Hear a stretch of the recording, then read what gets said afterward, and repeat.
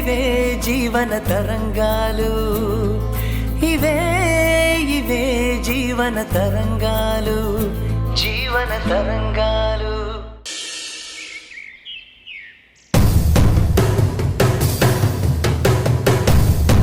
జోజో,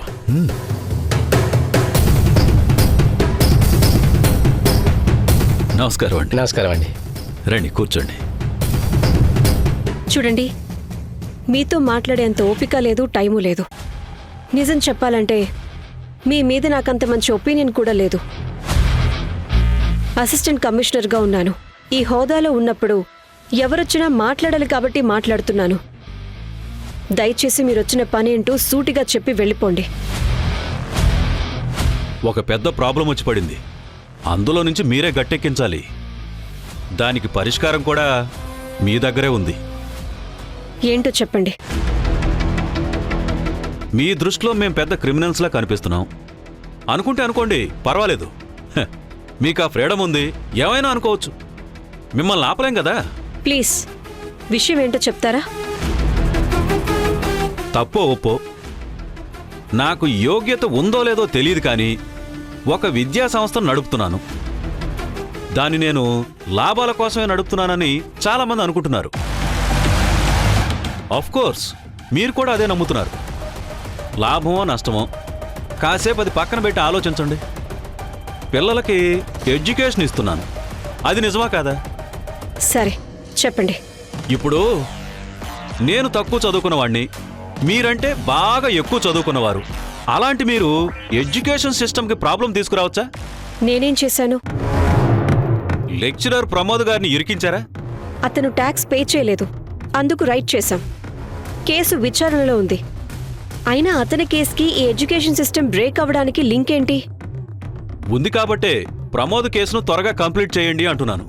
చట్టానికి లోబడి ఇన్వెస్టిగేషన్ జరుగుతుంది. అది ఎప్పుడు ఎలా జరగాలో అలా జరుగుతుంది. దాని గురించి మీరు నాకు చెప్పాల్సిన అవసరం లేదు. కానీ ఆ కేసు ముగిసేంత వరకు లెక్చరర్ ప్రమోద్ గారు పాఠం చెప్పను అని భీష్మించుకుని కూర్చున్నారు. మేమేం వద్దని చెప్పలేదే. ఆయనకు ఏ టైంలో వీలవుతుందో ఆ టైంలోనే విచారించి పంపిస్తున్నాం. ఈ కేసు వల్ల ఆయన టీచింగ్ చేయటానికి ఎటువంటి ఇబ్బంది లేదనుకుంటున్నాం. ఫిజికల్గా ఏ ఇబ్బంది లేదండి, కానీ మెంటల్గా మూడ్ బాగా లేకపోతే పిల్లలకి ఎలా క్లాసులు తీసుకుంటాడు? ఎప్పుడు విచారణ అంటారో, ఎప్పుడు అరెస్ట్ చేసి జైలుకి పంపిస్తారో అనే టెన్షన్ ఉంటుంది కదా. అందుకే పిల్లలకి పాఠాలు చెప్పలేకపోతున్నాడు. దానికి కారణం నేనా? మీరే కదా కేసు పెట్టింది. నిజం చెప్తే తొందరగా కేసు క్లోజ్ అవుతుంది. అది ఆయనకు చెప్పాలి. ఆయనకి తెలుసు. మరి ఎందుకు చెప్పడం లేదు? అది మీకు తెలుసు. లేదు, నాకేం తెలీదు. సరే, నా నోటితో చెప్తే వినాలనుకుంటున్నారా?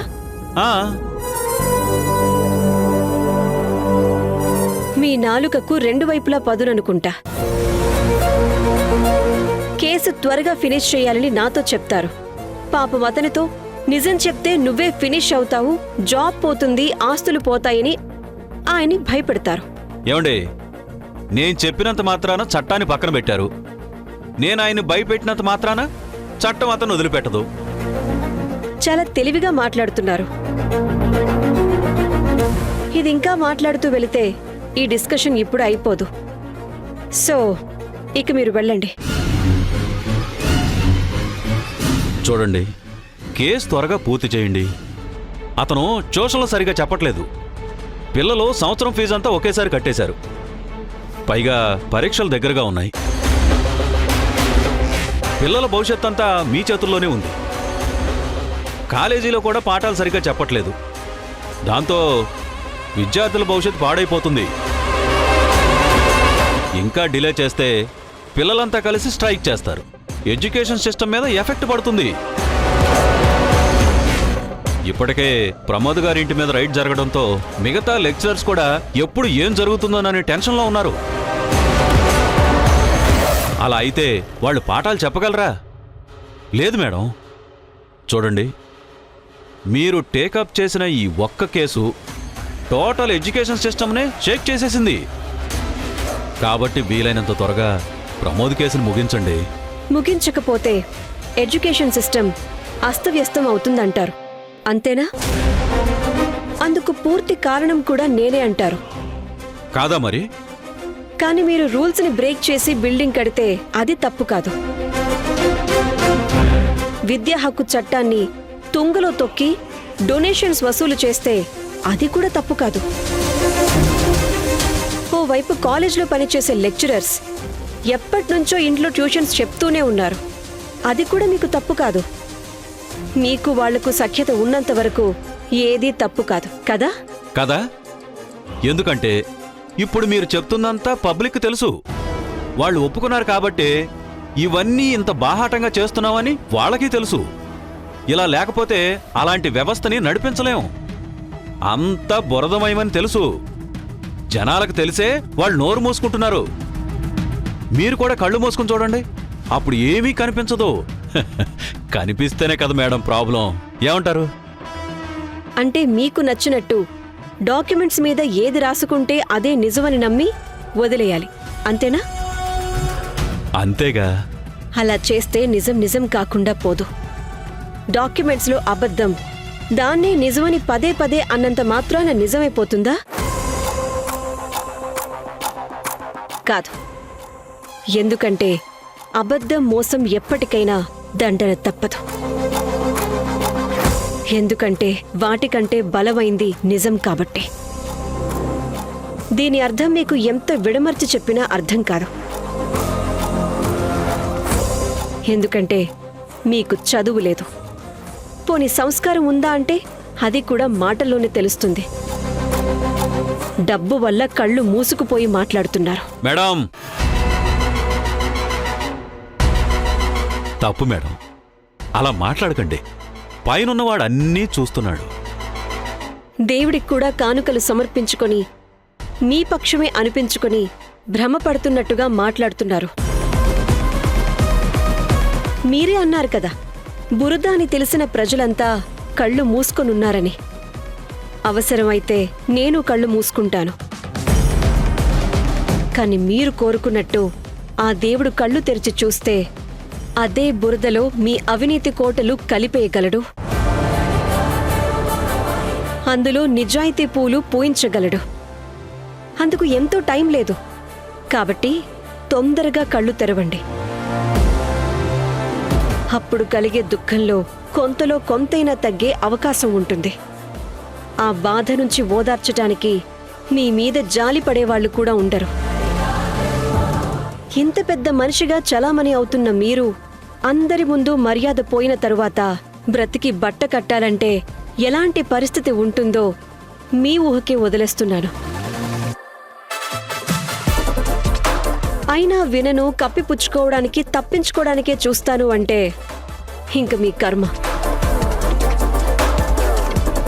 అప్పుడు మీకున్నది మదము, గర్వములను మించిన డబ్బు జబ్బు. ఆ మానసిక రోగాన్ని వదిలించుకోవడానికి పోలీసులు చట్టమే కాదు, మీకు సైకియాట్రిస్టుల అవసరం కూడా ఉందనుకుంటున్నాను. ఎనీవే, నాకు టైం అయింది, వెళ్ళండి.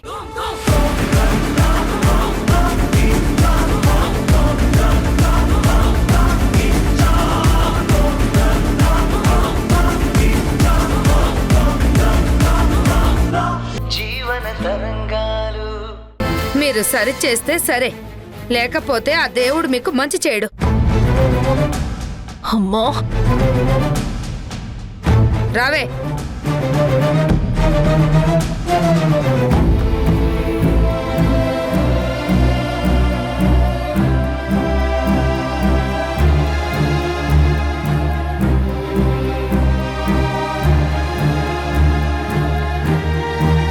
మేడం, అమ్మ కోపంలో ఏదో అలా మాట్లాడింది. ప్లీజ్ ఏమనుకోకండి. దాన్ని మనసులో పెట్టుకుని నా కాపురాన్ని టార్గెట్ చేయకండి. మా ఆయనతో మా గురించి తప్పుగా చెప్పకండి. మీకు మంచి హోదా ఉంది, అధికారం ఉంది. నాకు అవేవీ లేవు. చివరికి ఒంటరిగా బతికే ధైర్యం కూడా లేదు. నా బిడ్డ చనిపోయింది. అచ్చం మా ఆయన పోలికే. ఆ బిడ్డ చనిపోతే మా ఆయన కన్నా నాకే ఎక్కువ బాధగా ఉంది. కానీ ఆయన మాత్రం మా నాన్న చేసిన పాపాలకే మా బిడ్డ చనిపోయిందన్న బాధలో ఉన్నారు. నాకు తెలీదండి నిజంగా ఇలా అవుతుందని. మీరు ఆయనకు ఒక మాట చెప్పండి. ఆయన కావాలి అంటే ఇంకో పెళ్లి చేసుకోవచ్చు, ఇంకో బిడ్డ పుడుతుంది. కానీ నేనేమైపోవాలి?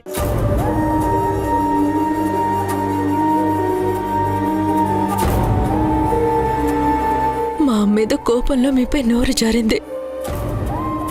సారీ అండి. నేను ఆయన లేకుండా ఉండలేనండి. ఆయనకు అదే విషయం అర్థమయ్యేలా చెప్పండి ప్లీజ్.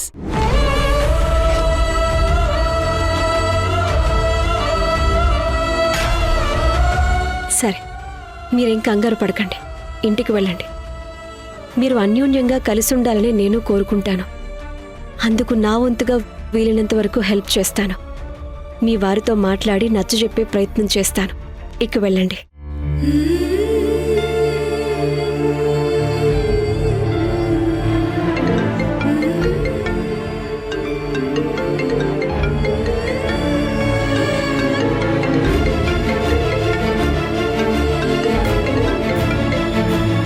హలో, నేను ప్రెస్ రిపోర్టర్ అరవింద్ను మాట్లాడుతున్నాను.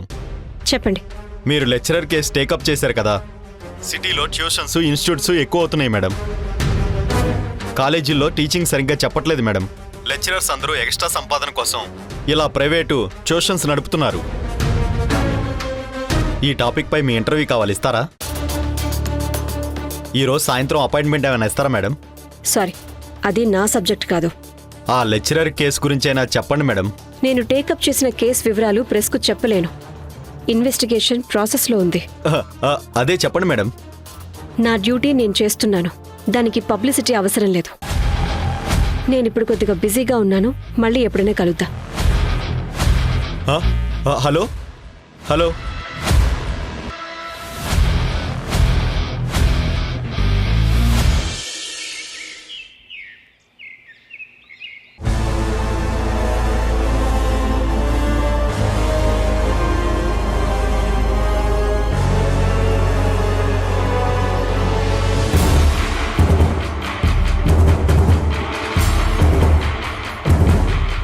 నీలకంఠం గారు, మా అల్లుడు ఇంటికే రావడం లేదు.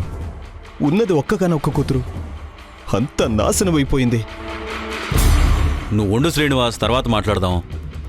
ముందు లెక్చరర్ గారి విషయం చూద్దాం. ఇదేంటి లెక్చరర్ విషయం ఏంటి? రెండు ఒకటే కదా. రెండు ఒకటే ఎలా అవుతాయి? ఆయనది ట్యాక్స్ పే చేయని కేసు, డిపార్ట్మెంట్ ఇష్యూ. మీది అమ్మాయి కాపురానికి సంబంధించింది, పర్సనల్ ఇష్యూ. నేను ఇన్వాల్వ్ కాకుండా ఉండాల్సింది. తను చాలా సంపాదించుకున్నాడు, తనే అనుభవించేవాడు. మీకేదో హెల్ప్ చేయబోతే నా తలకు చుట్టుకుంది. నేను నా చేతులతో. ఎవ్వరి చేతుల్లోనూ ఏం ఉండదు శ్రీనివాస్, నువ్వు కామ్గా ఉండు. ఏంటి, మీ అల్లుడితో ప్రాబ్లమా? మా ఇంట్లో సెర్చ్ చేస్తూ హాస్పిటల్కి వచ్చాడు.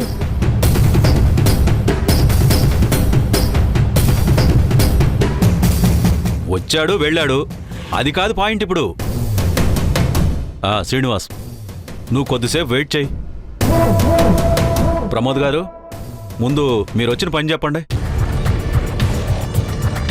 ఏమీ లేదండి, నాకు టెన్షన్గా ఉంది. రాత్రిళ్ళు నిద్ర కూడా పట్టడం లేదు. నిజం చెప్పకపోతే వాళ్ళు వదిలేలా లేరు. ట్యూషన్లో చెప్పి సంపాదించుకున్నారు, అది ఖర్చు పెట్టుకోవచ్చు కదా. అది అనుభవించకుండా దాచి దాచి ఇన్కమ్ ట్యాక్స్ వాళ్ళు పాలు చేశారు. ఇప్పుడు డబ్బు పోతుంది, పైగా ఎంత తలనొప్పి. దేవిక మేడంకి అంతా తెలిసిపోయింది. ప్రమోద్ గారింట్లో దొరికిన ఎఫ్డి బాండ్స్ నా ఫైనాన్స్ కంపెనీలో డిపాజిట్ చేశానని తనకంతా తెలిసిపోయింది.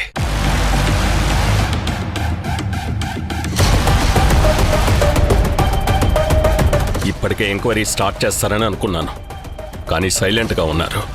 అంటే ఏదో పెద్ద ప్లాన్లోనే ఉన్నారనిపిస్తుంది.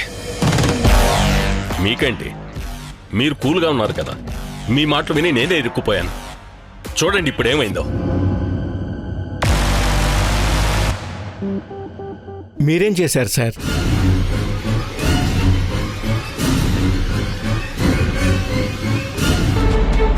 ఇప్పుడు నీకేమైంది? ఏమీ కాలేదు కదా, నువ్వు అనవసరంగా టెన్షన్ తీసుకోకు. ప్రమోద్ గారు, మీరు చెప్పండి, ఏం చేద్దాం అనుకుంటున్నారు?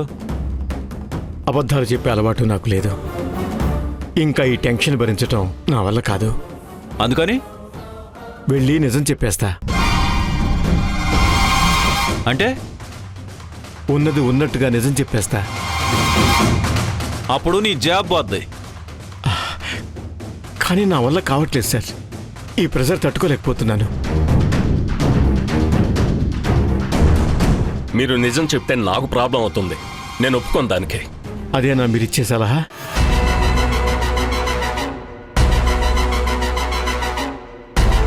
ఏంటి ప్రమోద్ గారు, ఎందుకు ఇలా మాట్లాడుతున్నారు? ఆయన ఇచ్చిన సలహా మీరు కడిగిన ముత్యంలా బయటపడాలనే కదా. ఏమో సార్, అదంతా నాకు తెలీదు. ఎలాగోలా ఈ సమస్య నుంచి బయటపడాలి. చేతిలో ఉన్న డబ్బంతా పోవచ్చు, ఇల్లు కూడా జప్తు చేయొచ్చు, ఆఖరికి అద్దెంట్లో ఉండాల్సి రావచ్చు, జాబ్ కూడా పోవచ్చు. పోతే పోనివ్వండి సార్. కానీ రోజు టెన్షన్ పడుతూ కొద్ది కొద్దిగా చావడం కంటే ఒకేసారి అంతా చెప్పేసి బయటపడటమే మేలనిపిస్తోంది. అయినా కూడా బయటపడే పరిస్థితి లేకపోతే ఒకేసారి ప్రాణాలు తీసుకుని చనిపోవటం మంచిది. అప్పుడైనా సుఖంగా ఉంటుంది. అంత వరీ కాకండి లెక్చరర్ గారు. పుట్టడం నిజం, గిట్టడం నిజం, నడువంతా నాటకమే. నటిస్తూ 4 కాలాలు బతకాలే తప్ప చావకూడదు. మీరు ధైర్యంగా ఉండండి. శ్రీనివాస్ గారు, లెక్చరర్ గారు చాలా టెన్షన్గా ఉన్నారు, ఆయన ఇంటికి తీసుకెళ్ళండి. మరి నా అల్లుడి సంగతి? ఉదయం ఇంటి దగ్గరకు వస్తాను, అక్కడ మాట్లాడుకుందాం. సరే. లెక్చరర్ గారు, సార్, ఒక వారం వెయిట్ చేయండి, ఏదో ఒక దారి దొరుకుతుంది. కాలం చాలా గొప్పది. ఎవరినైనా వీక్ చేయగలదు, ఎవరినైనా స్ట్రాంగ్ చేయగలదు. మీరు నిశ్చింతగా ఉండండి. అలాగే సార్, వెళ్ళండి. ఉంటాను.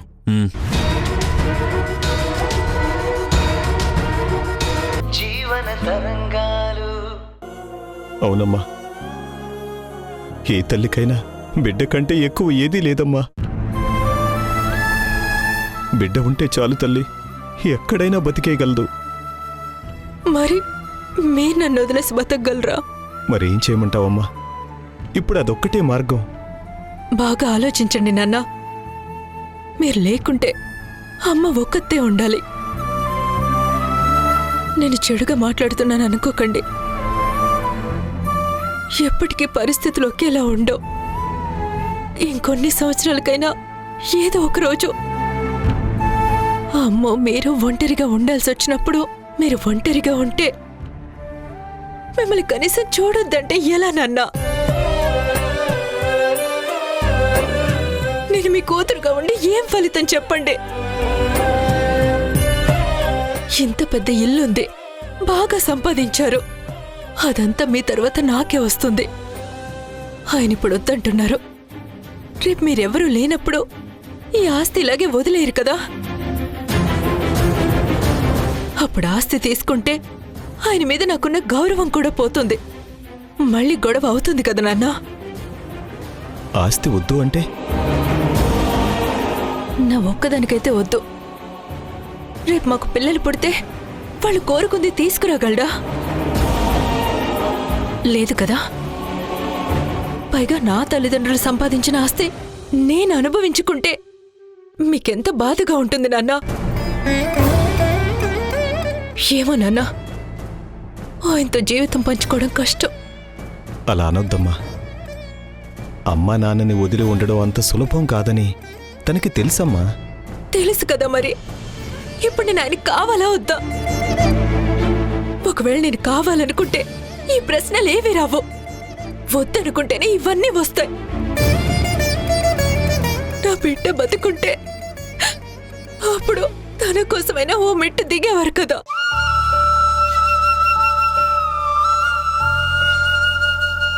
నాన్న, అమ్మ ఒక మాట అంది. నిజంగా అలా జరుగుతుందా నాన్న? ఏమందమ్మా? అదే, నువ్వు డబ్బు మీద వ్యామోహంతో మంచి వాళ్ళందరికీ చెడు చేశావు. ఆ పాపం నా బిడ్డని బలి తీసుకుందని. నిజంగా అలా జరుగుతుందా నాన్న?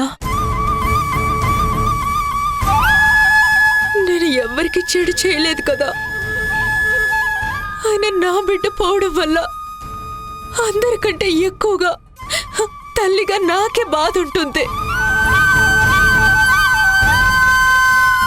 నువ్వు తప్పు చేస్తే శిక్ష నాకెందుకు నాన్న? నీ కూతున్నన్న ఒకే ఒక్క కారణానిక. నువ్వు తప్పు చేసావో లేదో తెలీదు కానీ నాకెందుకు నాన్న ఈ శిక్ష?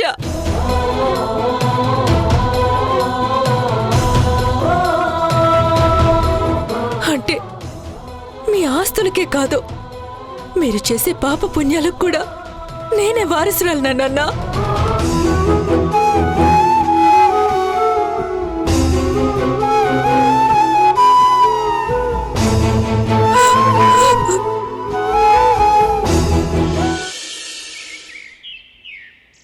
ఇది నా పర్సనల్ విషయం. ఎవరూ తలదూర్చాల్సిన అవసరం లేదు. ఒక సంవత్సరంలో అటో ఇటో 5-6 ఏళ్లుగా మనం కలిసి పనిచేస్తున్నాం. నేను చెప్పేది కొద్దిగా విను. మనిషి మీదే గౌరవం లేదంటే అతను చెప్పే మాటల మీద కూడా గౌరవం ఉండదు. సరే, నా మీద గౌరవం లేదు, నా మాట మీద గౌరవం లేదు, వదిలేయ్. కానీ నువ్వు చేసే పని సరిగా ఉందని జస్టిఫై చేయగలవా? అది మీకు చెప్పాల్సిన అవసరం లేదు. అవసరం కాదు, కారణం చెప్పలేనప్పుడే ఇలా మాట్లాడతారు. భార్యని వదిలేయాలనుకున్నారు, వదిలేస్తున్నారు. రీజన్ లేకుండా ఇలా చేసేవాళ్ళని ఏమనాలి? మేము నీ దృష్టిలో తప్పుడు మనుషులం కావచ్చు, కానీ మేము అలా చేసింది మా కుటుంబం మంచి కోసం, పని కట్టుకుని చెడ్డ పని చేయడం కోసం కాదు. కానీ నువ్వు నీ కుటుంబాన్నే లేకుండా చేసుకోవాలని చూస్తున్నావు. మరి నిన్నేమనాలి? నువ్వు చేస్తున్న పనికి, ఇరుగు పొరుగు వాళ్ళు అనే సూటిపోటి మాటలకి నువ్వు తట్టుకోగలవా? నోటుకొచ్చినట్టు మాట్లాడకండి ప్రభాకర్ గారు. చూసావా, అప్పుడే ప్రెస్టేషన్ స్టార్ట్ అయింది. అన్నీ మీకు చెప్పాల్సిన అవసరం నాకు లేదు. అయినా సరే చెప్తున్నాను. కారణం ఒక్కటే, కొన్ని విషయాలు మా మామకు తెలియాలి. మీకు చెబితే మా మామకు చెబుతారని. చెప్పు. నా పద్ధతులు వేరు, పుష్ప పెరిగిన స్థితి పరిస్థితులు వేరు. అన్ఫార్చునేట్లీ తను నాకు పూర్తి వ్యతిరేకంగా ఉంది. పెళ్ళయ్యాక మారుతుంది అనుకున్నాను, కానీ వాళ్ళ అమ్మ నాన్నలాగే తను ఆలోచించడం ప్రారంభించింది. తప్పకుండా తల్లిదండ్రుల ప్రభావం పిల్లలపై ఉంటుంది. అమ్మాయి మంచిదా నీకు తెలుసు కదా, నువ్వు తనని దారిలో తెచ్చుకోవచ్చు కదా. కానీ తనని మా మామయ్య అత్తయ్య మంచిగా ఉండనివ్వాలి కదా, ఉండనివ్వరు. అప్పుడు తనకి హానెస్టీగా ఉంటే ఎలా నచ్చుతుంది? ఎవరో ఒకరి కాంప్రమైజ్ అయ్యి ఇంకొకరి దారిలో నడవాలి. నేను సరైన మార్గంలోనే వెళ్తున్నాను. తను కూడా అలానే అనుకుంటే? తను అమాయకురాలు. చదువు లేదు, ఉద్యోగం లేదు, సంపాదన లేదు. పైగా అమ్మాయికి భయం ఎక్కువ. కానీ నా దారిలోకి తెచ్చుకోవచ్చు. కానీ నేను అలా చేయాలంటే మా అత్తమామలు నా సంసారంలో జోక్యం చేసుకోకుండా ఉండాలి. అలాగే, కానీ నువ్వు కూడా కొద్దిగా తగ్గితే. అర్థం కాలేదు. ఈ రోజు మీరు చెప్పే నీతి నియమాలు మాట్లాడుకోవడానికి బాగానే ఉంటాయి, కానీ రేపు పిల్లలు పుట్టాక వాళ్ళని స్కూలుకు పంపించాలి. అది కూడా ఇన్కమ్ ట్యాక్స్ ఇన్స్పెక్టర్ పిల్లలు వెళ్లే స్థాయిలోనే ఉండాలి. ఈ మాట నేను కాదు, మీ పిల్లలు కాస్త పెద్ద అయితే వాళ్ళే నిన్ను అడుగుతారు. వాళ్ళకేం సమాధానం చెప్తావు? మీరు ఇలాగే జీతం మీద ఆధారపడితే వాళ్ళ ముందు బొమ్మల్లా నిలబడాల్సి వస్తుంది. నా పెంపకంలో పెరిగిన పిల్లలు నన్ను ఫాలో అవుతారు తప్ప కట్టుబాట్లు తప్పి విచ్చలవిడిగా బిహేవ్ చేస్తారని నేను అనుకోవట్లేదు. ఒకవేళ అలా చేస్తే వాళ్ళకి అర్థమయ్యేలా చెప్తాను. డబ్బు ఎంతున్నా సరిపోదు, మనకి వచ్చినంతలోనే సరిపెట్టుకోవాలి. మీకు కావాలంటే అందుకోసం కష్టపడి సంపాదించుకోమని చెప్తాను. ఇలా అయితే చాలా కష్టపడాల్సి ఉంటుంది. మొత్తానికి కష్టజీవుల కుటుంబాన్ని తయారు చేయడానికి రెడీగా ఉంటే మేం మాత్రం ఏం చేయగలం? నీ తలపైన శని కూర్చున్నాడు. మంచి విషయాలు చెప్తే వినిపించవు. ఇప్పుడు నేను చెప్పే విషయాలు మీకు అర్థం కావు. చుట్టూ చూసేదే నిజం, మీరు అనుభవిస్తున్నదే భోగం అనుకుంటున్నారు. కానీ నీతి నిజాయితీలోనూ ఒక వైభోగం ఉంది. అది తెలిస్తే మీకు కూడా నాలాగే బతకాలనిపిస్తుంది. అంతేగాని మీలా తప్పుడు పద్ధతుల్లో వచ్చే దరిద్రాన్ని తెచ్చి ఇంట్లో పెట్టుకొని ఆనందపడలేను. చూసిందల్లా మనకే కావాలనుకుంటే మీరన్నట్లు ఎంత డబ్బున్నా సరిపోదు. డబ్బు ఒక పెద్ద జబ్బు. దానికి అలవాటు పడితే ఎవరూ కూడా బాగు చేయలేరు. మనకు భగవంతుడు కళ్ళు, ముక్కు, నోరు దగ్గరగా ఎందుకు పెట్టాడో తెలుసా? కళ్ళు చూసి ఆశపడిందల్లా నోటికి అందించాలని. మనసు ఆరాటపడుతుంటే అది ఒంటికి మంచో చెడో చెప్పడానికి ముక్కుకి వాసన చూసే గుణాన్నిచ్చాడు. ఆ ముక్కు బాగోలేదని చెప్పినా కూడా నోట్లో వేసుకుంటే మన ఆరోగ్యమే చెడిపోయేది. కంటికి ఇంపైంది ఎప్పటికైనా కంపే. ఇది నేను చెప్తున్నమాట కాదు, జీవిత సత్యం. మీరు పెద్దవాళ్ళు, ఈపాటికే ఈ పరమార్థాన్ని గ్రహించి ఉండాలి. అయినా ఇంకా మీరు నన్నే దారి మార్చుకోమని చెప్తున్నారంటే మీకివన్నీ చెప్పడం వ్యర్థం. అయినా మీకివన్నీ ఎందుకు చెప్తున్నానో తెలుసా? నాతో మామా అని పిలిపించుకుంటున్నాడే, ఆయనకి చెప్తారని. నేను కూడా ఆయన చెప్పారనే వచ్చాను. ఇది జీవితానికి సంబంధించింది, ఊర్లో జరిగే పంచాయతీ కాదు. 4 గోడల మధ్య ఉండాల్సిన విషయాన్ని ఇలా పాంప్లెట్స్ వేసి మరీ అందరికీ పంచుతున్నట్టు చెప్తున్నారు. నన్ను కాంప్రమైజ్ చేయడానికి మిమ్మల్ని పంపించడం ఎలా ఉంటుందో తెలుసా? దుర్యోధనుడు సంధి కోసం శకునుడి పంపించినట్టుగా ఉంది. ఆ భారతంలో కురుక్షేత్రం జరిగింది. మరి మా సంసారంలో ఏం జరగాలని మా మామ ఎక్స్పెక్ట్ చేస్తున్నాడో నాకు అస్సలు అర్థం కావటం లేదు. ఇక నేను ఉంటా అండి.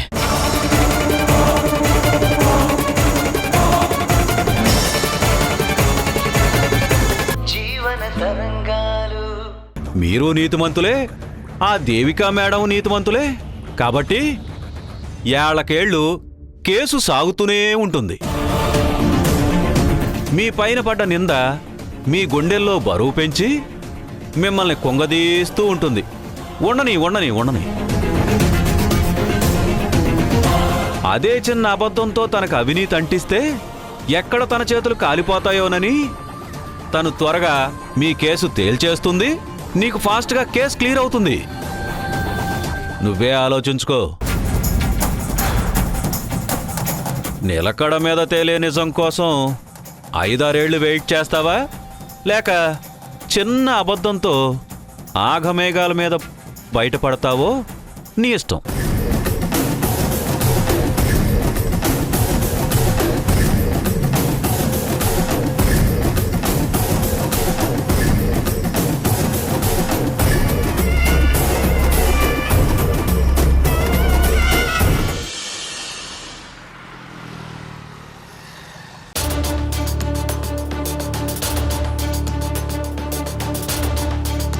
Good morning madam. Very good morning. Prabhakar గారు రాలేదా? ఇంకా రాలేదు మేడం. లాస్ట్ రికార్డ్ అయినా స్టేట్మెంట్ రాసి కేసు మూసేద్దాం. ఆయన ఒప్పుకుంటారా మేడం? తెలీదు. మీకేమనిపిస్తుంది? అదే తెలియట్లేదు మేడం. ఆయన పూర్తిగా నీలకంఠం కంట్రోల్లో ఉన్నాడు. ఒప్పుకోకపోవచ్చు.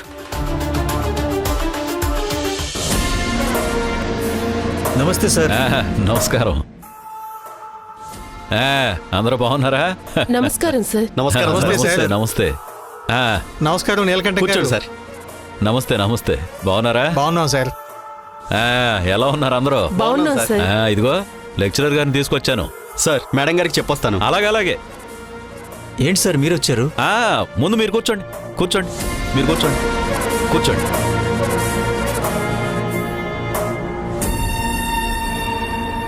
వచ్చాడా నీలకంఠం? వచ్చాడు మేడం.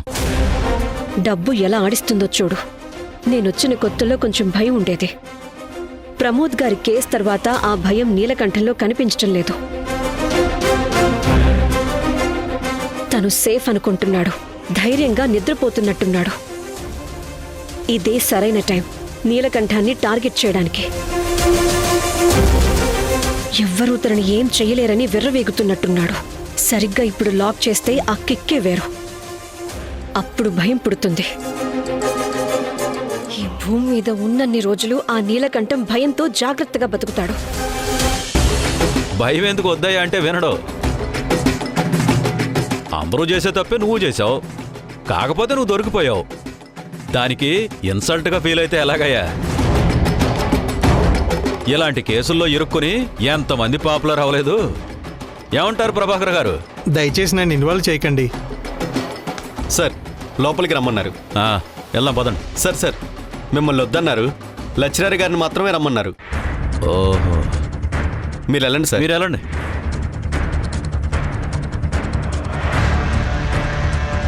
మీరు కూర్చోండి సార్.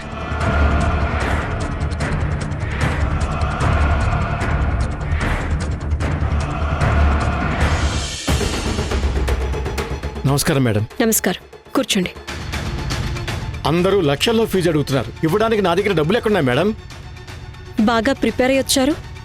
సరే, ఈ ఫిక్స్డ్ డిపాజిట్లు ఎవరికి సంబంధించినవి?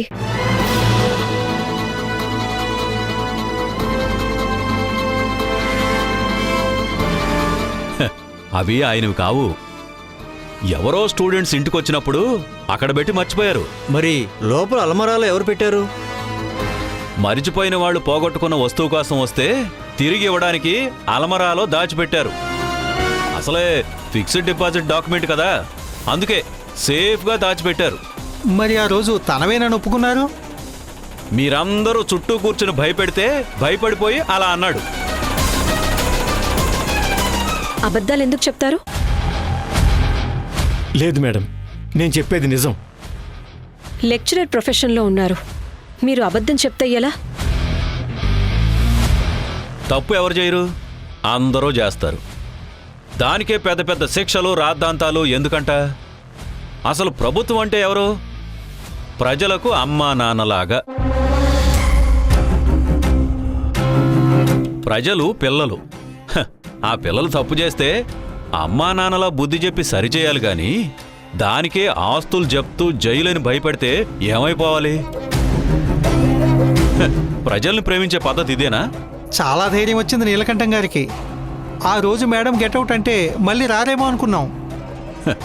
అలాంటి తాటాకు చప్పుళ్ళకి ఈ నీలకంఠం భయపడ్డావు.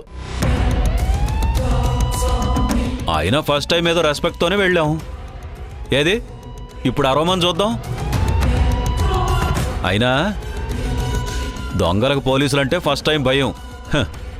4-5 సార్లు పోలీస్ స్టేషన్కి వస్తూ పోతూ ఉంటే అత్తారింటికి వచ్చిపోయినట్టు ఉంటుంది. అలా అని చెడ్డ పనులు చేస్తామా? మేమేనా దొంగలమా? కాదు. అంటే మట్టిలో కొంచెం కొంచెం కంకర, తారు, మొత్తం మట్టితోనే రోడ్డేస్తారు, అంతేనా? నీలకంఠం గారు నిజం ఒప్పుకుంటున్నారు. మీరు చెప్పింది నిజమే మేడం. ఆ డబ్బు నాదే. ఇంట్లో ట్యూషన్లు చెప్పి సంపాదించుకున్నాను. ఫిక్స్డ్ డిపాజిట్ రూపంలో ఉన్నాయి. ట్యాక్స్ కట్టలేదని ఒప్పుకుంటే నా ఉద్యోగం పోతుంది. ఆ ఎఫ్డీలు ఇప్పించిన రఘురాం నాకు సంబంధం లేదని వ్యతిరేకంగా మాట్లాడడానికి రెడీగా ఉన్నాడు. అప్పుడు నాకు ఆ డబ్బులు రాకుండా పోతాయి.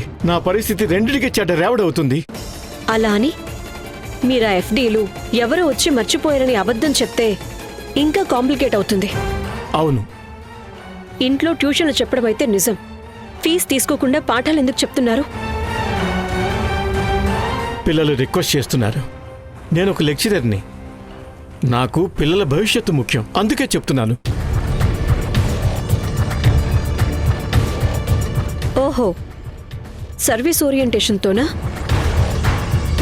అవును మేడం. నేను పేరెంట్స్ని పిలిచి విచారిస్తాను, అప్పుడు తెలుస్తుంది. ఆల్రెడీ అందరికీ తెలిసిపోయింది మేడం. మీకున్న రెప్యుటేషన్, వాల్యూ పోతుంది. ఎప్పుడో పోయింది మేడం. పేరెంట్స్ మీ మీద వ్యతిరేకంగా చెప్తే? అందరికీ నా మీద గౌరవం ఉంది. వాళ్ళ పిల్లలకి పాఠాలు చెప్తున్నాను.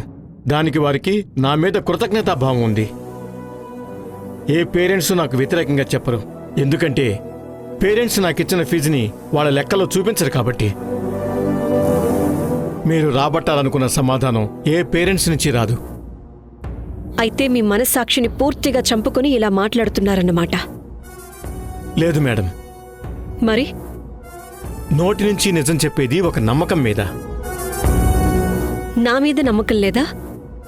ఉంది మేడం. కానీ మీరు పనిచేస్తున్నది ప్రభుత్వానికి. ప్రభుత్వం అంటే కేవలం మీరు మాత్రమే కాదు. బేసికల్లీ ప్రభుత్వం అంటే మర్రి చెట్టు లాంటిది. అన్ఫార్చునేట్లీ నాకు మర్రి చెట్టు అంటే ఇష్టం ఉండదు. నిజం చెప్పడానికి ధైర్యం రావటం లేదు. Okay, fine. మీ డెసిషన్ మీరు తీసుకున్నారు. రాబోయే పరిణామాలను ఫేస్ చేయడానికి రెడీగా ఉండండి. ఎనీవే, మిమ్మల్ని మొదటిసారి కలిసినప్పుడు మీరు మాట్లాడిన మాటలు, మీ ప్రవర్తన చూసి మీ మీద చాలా గౌరవం ఉండేది. మీతో పరిచయం అయినందుకు సంతోషం వేసింది. ఇప్పుడు అనిపిస్తుంది మీరు అందరిలాగానే అని. మీరు కూడా అందరిలాగే కదా మేడం. అంటే మీ బావగారు రాజశేఖర్ రఘురామ్ గారి దగ్గరికి వెళ్ళారట. మీకు డబ్బులు అవసరం ఉందని 50,000 తీసుకున్నారట. జీవన తరంగాలు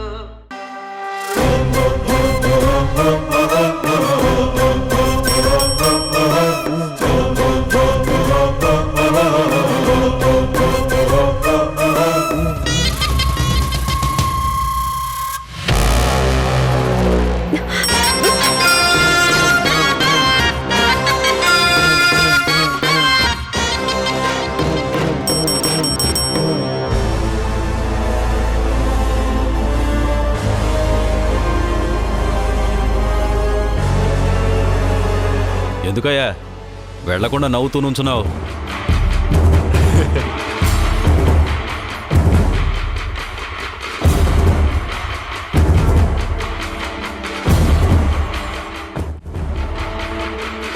జోజో ఇదిగోవయ్యా. ఏం జరుగుతుంది ఇక్కడ? ఏం లేదు. ఏంటి డబ్బులు ఇస్తున్నారా? లేదు. కోటి, డబ్బులు వెనక్కిచ్చే. ఇది ఆఫీస్ నీలకంఠం గారు, ప్లీజ్. మీరు చేస్తున్నది చట్టవిరుద్ధం. నేనేం చేశానండి మేడం గారు? కాఫీ టీ కోసం 100 రూపాయలు ఇచ్చాను. దాంతో స్థలాలు కొంటారా లేదా ఇళ్ళు కడతారా?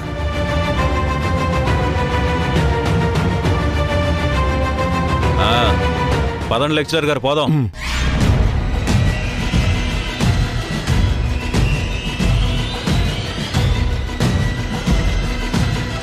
నేను చిన్న ఎంప్లాయీని కాబట్టి నా మీద కన్నెర్ర చేస్తుంది.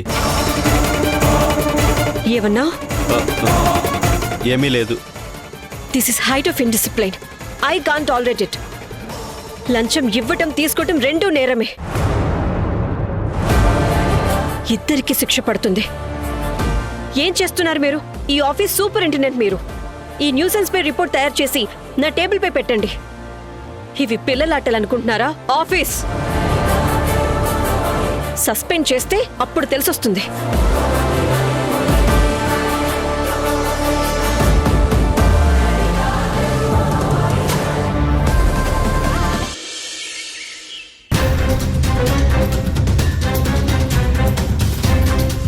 ఇదేం బుద్ధి మీకు? పావని తెలిసాక కూడా ఇంకా మనతో ఉంచుకోవటం ఎప్పటికైనా ప్రమాదమే. వదిలే అక్క అని లెక్కలేనన్ని సార్లు చెప్పాను,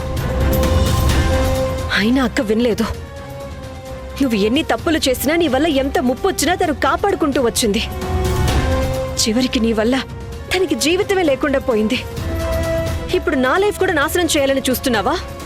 నేనేం చేశానమ్మా? ఇలా అమాయకంగా ఫేస్ పెట్టి అక్కను ఫూల్ చేసినట్టు నన్ను చేద్దామనుకుంటున్నారేమో. నా దగ్గర మీ పప్పులు ఉడకవు. మభ్య పెడుతూ మాట్లాడి నిజం దాచేయాలనుకుంటున్నారేమో. నా దగ్గర కుదరదు. చూడమ్మా, నీ లైఫ్ని ప్రాబ్లంలో పడేసేంత తప్పుడు పని నేనేం చేయలేదు. అయితే లెక్చరర్ ప్రమోద్ దగ్గర 50,000 తీసుకున్నారు కదా నా పేరు చెప్పి. లేదు, నేను తీసుకోలేదు. అబద్ధాలు చెప్పకండి. ఆయన ఈరోజు ఇన్వెస్టిగేషన్ కోసం మా ఆఫీస్కి వచ్చారు. మీ బావ అకౌంట్లో 50,000 ఉన్నాయి, కావాలంటే బ్యాంకుకి వెళ్ళి వెరిఫై చేసుకోండి అన్నారు. మీ అకౌంట్లో 50,000 ఉన్నాయా లేవా? అదంతా ఫాల్స్ ఇన్ఫర్మేషన్. నేను అడుగుతున్నది మీ అకౌంట్లో 50,000 ఉన్నాయా లేవా అది చెప్పండి. ఉన్నాయి, కానీ అది లెక్చరర్ ప్రమోద్ ఇచ్చిన డబ్బు కాదు. మళ్ళీ అబద్ధం. ఆయన ఇవ్వకపోతే మీ అకౌంట్లో 50,000 రూపాయలున్నాయని ఆయనకెలా తెలిసింది? ఏమో, నాకేం తెలీదు. కానీ ఆ డబ్బిచ్చింది మాత్రం ఆయన కాదు. కీర్తి పెళ్లికి తండ్రి స్థానంలో ఉండి ఎంతో కొంత నేను ఖర్చు పెట్టాలనుకున్నాను, అందుకే అప్పు తీసుకున్నాను. మీకెవరిచ్చారు అప్పు? అదే మిమ్మల్ని నమ్మి. రఘురామ్ ఫైనాన్స్ ఓనర్ రఘురామ్ గారు ఇచ్చారు. ఇంకో అబద్ధమా? లేదు, చెక్ ఇచ్చింది ఆయనే. కావాలంటే బ్యాంక్ వెళ్ళి ఎంక్వైరీ చేయండి, మీకే తెలుస్తుంది. ష్యూర్? అవునమ్మా, చెక్కు మీద సంతకం చేసింది కూడా ఆయనే. నిజమే కదా? అవునమ్మా, ఆయనే చెక్కిచ్చింది.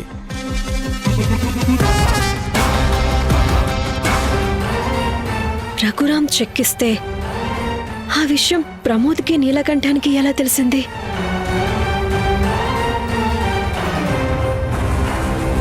ఇరికిస్తున్నారు. అవును, మీకు చెక్ ఎందుకిచ్చారు? మీరెందుకు రఘురామ్ ఇంటికి వెళ్లారు? ఉద్యోగం కోసం వెళ్ళాను. ఓకే, మరి డబ్బెందుకు తీసుకున్నారు? కూతురు పెళ్లికి 50,000 అప్పు కావాలని అడిగాను. ముందు కుదరదు అన్నాడు. తర్వాత మొన్న ఆయనే ఫోన్ చేసి పిలిపించారు. ఫైనాన్స్ కార్పొరేషన్లో నాకు జాబ్ ఇవ్వడం కుదరదు అని చెప్పారు. అప్పుగా కావాలంటే అవసరాల కోసం 50,000 తీసుకోమన్నారు. జాబ్ కావాలంటే నీలకంఠం గారి కాలేజీలో ఇప్పిస్తానన్నారు. జాబ్లో చేరారా? లేదు, కీర్తి పెళ్ళయ్యాక చేరతాను అని చెప్పాను. కానీ అప్పుగా 50,000 ఇవ్వగానే హాయిగా తీసుకుని వచ్చారు. నేను ముందు డబ్బు అవసరం లేదని చెప్పాను. పెళ్లి ఖర్చంతా ధరణే దగ్గరుండి చూసుకుంటుంది, డబ్బేం వద్దు అన్నాను. అయినా బలవంతం చేశాడు. పెళ్లి కూతురు తండ్రివి నీ దగ్గర ఉండనివ్వు అంటే 50,000 చెక్కు తీసుకుని బ్యాంకులో వేసుకున్నాను. ఇప్పుడు గుర్తొచ్చిందా మీరు పెళ్లి కూతురు తండ్రి అని? ఆ పెళ్లిలో తండ్రిగా పెద్దరికం కోసమేగా. ఛ! ఇన్ని రోజులు కుటుంబం మీద కూతురు మీద తండ్రిగా చూపని బాధ్యత అందరి ముందు పెద్దరికం చూపించేందుకు అప్పుగా తీసుకున్నారు, అంతేగా? నేనేం ఖర్చు చేయలేదు. అవసరమైతే వాడుకుందాం, లేకపోతే తిరిగిచ్చేద్దామని బ్యాంకులో వేశాను. అవును, మీరు వద్దన్నా మీకలా బలవంతంగా డబ్బిస్తుంటే మీకు అనుమానమే రాలేదా? మీరు పాత బాకీ 40,000 ఇవ్వాలని ఇంటికొచ్చి గొడవ చేసి మిమ్మల్ని కొట్టి వెళ్లారు. అలాంటి వాళ్ళు మీకు ఏ షూరిటీ లేకుండా 50,000 ఇస్తున్నప్పుడైనా మీరు ఆలోచించాలి కదా. నాకసలు గుర్తుకే రాలేదమ్మా. ఎందుకు గుర్తుంటుంది? అవమానపడ్డం, దులుపుకుపోవటం మీకు అలవాటైపోయింది. కానీ ఇప్పుడు నా పరిస్థితి అలా ఉండదు. మీరు తీసుకున్న ఆ డబ్బులకు నా మీద కంప్లైంట్ చేస్తారు. నాకు సంబంధం లేదని చెప్పినా ఎవ్వరూ నమ్మరు. పోలీస్ కేసు, జైలు శిక్ష పడొచ్చు. ఇంత ఆలోచించలేదమ్మా. ఎందుకు ఆలోచిస్తారు? మీకేం పని? ఇల్లరికం అల్లుడు కదా. మీరు ఆ ఇంటికి వచ్చాక ఆ ఇంటి గౌరవం తగ్గింది. అయినా అవన్నీ నాకెందుకని నేను దూరంగా వెళ్లి కష్టపడి చదివి ఆఫీసర్ నయ్యాక కూడా మీరు నా గౌరవాన్ని ఇలా తగ్గించాలని చూస్తే నేనేం చేయగలను? అలా అనకమ్మా. ఇంకేమనాలి?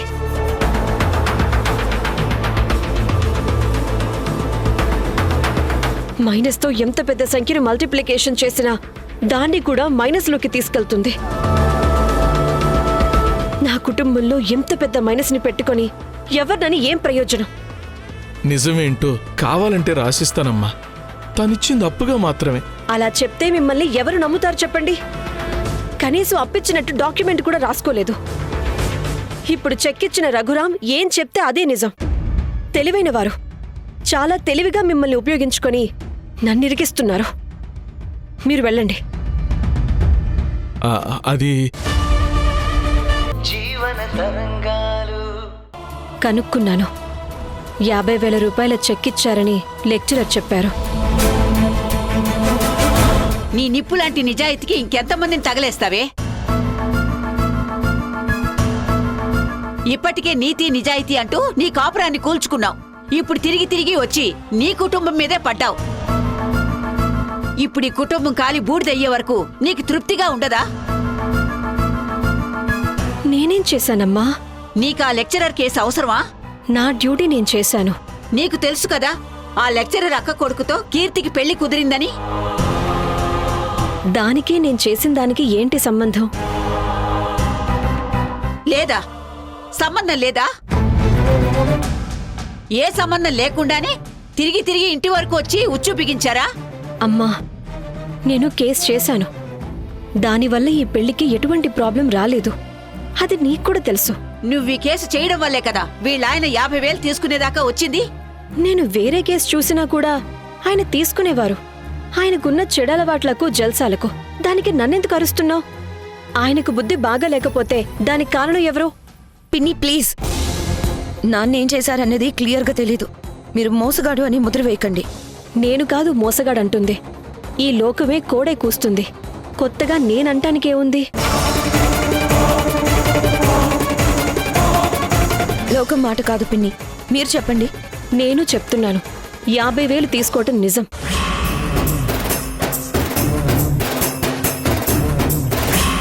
లెక్చరర్ ప్రమోద్కి సెటిల్ చేయడానికి నేను అడిగానని తీసుకున్నారట.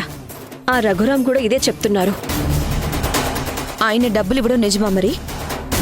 ఆయనెందుకు అబద్ధం చెప్తారు? అబద్ధం ఎందుకు అయిండకూడదు? నీకు ముందు నుంచి నాన్నంటే గిట్టదు. ఎవరు ఏది చెప్పినా నాన్న గురించి నెగిటివ్గానే నమ్మేస్తావు. ఆయన బ్రతికిన బ్రతుకు అలాంటిది. దానివల్ల మీకొచ్చిన నష్టమేంటి? ఇప్పుడు జరుగుతుంది కదా. కీర్తి, నువ్వు లోపలికి వెళ్ళు. ఎందుకమ్మా? ప్లీజ్ కీర్తి, ఇది నాకు కూడా సంబంధించిన విషయమే కదా. కాదని నేను అన్నానా? మరి కొన్ని నిజాలు తెలుసుకునే అవసరం ఉంది. అవి కూడా మీ నాన్న గురించి. ఈ విషయంలో మీ నాన్నని వెంటనే వెనకేసుకొని రాలేము. అలా అని నిజం తెలుసుకోకూడదని కాదు. ఇప్పుడు నువ్వు ఇక్కడ ఉండడం అంత అవసరం లేదు. నీ పెళ్లి ఆగిపోవచ్చు. ఇక్కడ మాట్లాడుకునే మాటలు వింటే నీకు విసుగొస్తుంది. నువ్వు లోపలికి వెళ్ళు. అమ్మా, నువ్వు సంబంధం లేకుండా మాట్లాడుతున్నావు. సరే, నువ్వు లోపలికి వెళ్ళు. పెళ్ళైన తర్వాత మీ నాన్నని నేనెప్పుడు విడిచిపెట్టలేదు. ఇప్పుడు పిన్ని చెప్పింది విని వదిలేస్తానా? నువ్వెళ్ళు.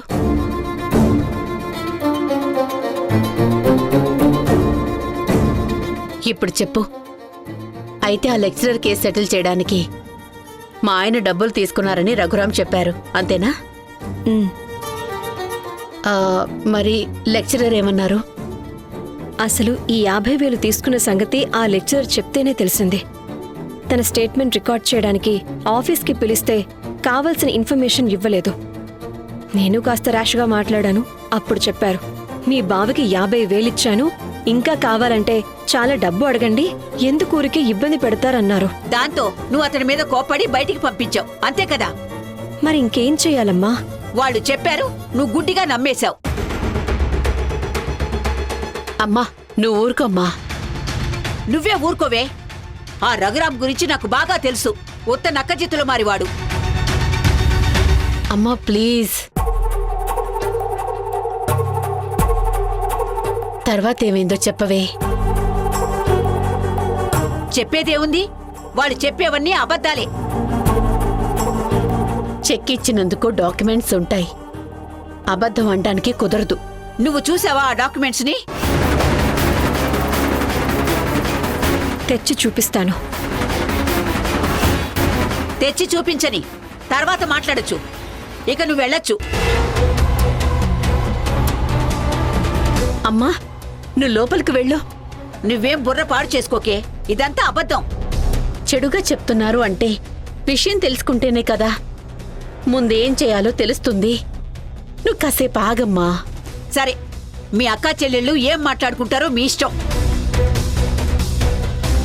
అమ్మా, నువ్విక్కడే ఉంటే ఏది తేలదు.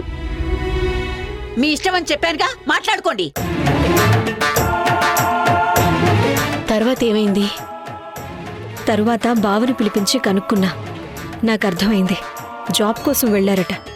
లేదు అనేసరికి అప్పు అడిగారట. వాళ్ళు అప్పిచ్చారంట. తర్వాత రఘురాంని కూడా కనుక్కున్నా. 50,000కి చెక్ ఇచ్చాను, లెక్చరర్ చెప్పినందుకు ఇచ్చానని చెప్పారు. దీనివల్ల ముందు ముందు ఎలాంటి ప్రాబ్లమ్స్ రావచ్చు తెలీదక్కా. నా మీద వాళ్ళు డిపార్ట్మెంట్కి కంప్లైంట్ ఇవ్వచ్చు. ఎందుకు? కరప్షన్ని ఎంకరేజ్ చేసినట్టుగా, కేసు విషయంలో కాంప్రమైజ్ అయినట్టుగా పోలీసులకు కంప్లైంట్ ఇవ్వచ్చు. దీన్ని ఆపడం కుదరదా? తెలీదక్కా. ఈ పెళ్ళైపోతే బావుండు. ప్రమోద్ గారు చెప్పినట్టు చేసి కేస్ కంప్లీట్ చేసినా కూడా బానే ఉంటుంది. అలా చేయటం సాధ్యమా? సాధ్యాసాధ్యాల గురించి కాదక్కా, న్యాయం అన్యాయం గురించి. పట్టుకొని వెడవడం వద్దు. నువ్వు కాంప్రమైజ్ కావద్దు. విషయం ఏంటో నేను తెలుసుకుంటాను. నువ్వేం చేయగలవో అది చెయ్యి దేవిక. ఈయనకేమవుతుందో ఏమోనని నేను బాధపడతానను, లేక కీర్తి పెళ్లి ఆగిపోతుందేమోనని ఆలోచించకు. ఈ మనిషికి నేను చెప్పాను వంకరగా వెళ్ళొద్దు అని. అయినా ఈయన అలానే వెళ్తారు. అక్క, నువ్వు భోంచేసావా? లేదు, వంట అయింది. నువ్వు భోంచేసి వెళ్ళు. నువ్వే వడ్డించుకో ప్లీజ్. వండినవన్నీ వంటగదిలోనే ఉన్నాయి. మరి నువ్వు? బాధేస్తోంది.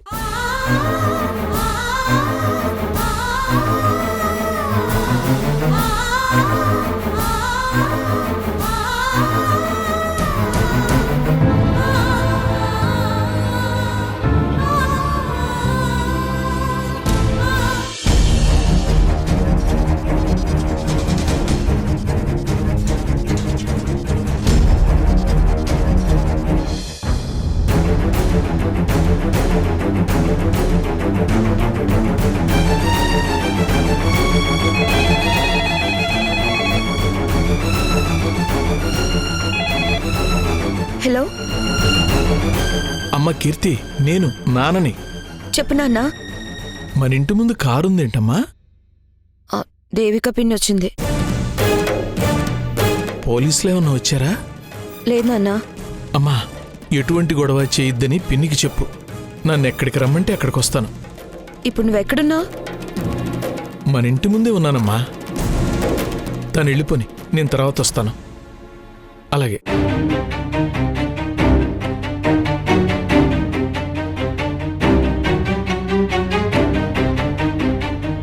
నాన్నే తప్పు చేశానని నన్ను అనుకుంటున్నారు. నాన్నే అలా ఫీల్ అయితే మీరన్న లోకం తప్పు చేశాడు అని అనడంలో తప్పే లేదు. ఇందుకు మీరు ఏం చేయాలనుకుంటున్నారు పిన్ని? అదే ఆలోచిస్తున్నాను. లెక్చరర్ని పిలిచి మాట్లాడతాను. ఇది ఇలాగే ఉంటే నీ పెళ్లికి ఇబ్బంది అవుతుంది, అది నాకు తెలుసు. నేను దాని గురించి అడగడం లేదు. భోజనం చేస్తాను అంటే తినేయండి, వంట రెడీగా ఉంది. మీరు వెళ్లే ముందు చెప్తే నేను తలుపులు వేసుకుంటాను. కీర్తి ప్లీజ్, నేనేం చేశాను? అవును, మీరేం చేయలేదు, డ్యూటీ చేశారు. డ్యూటీ డ్యూటీ అంటూ మీ పర్సనల్ లైఫ్కే వాల్యూ ఇవ్వని మీరు ఇక నా లైఫ్కి ఏం వాల్యూ ఇస్తారు?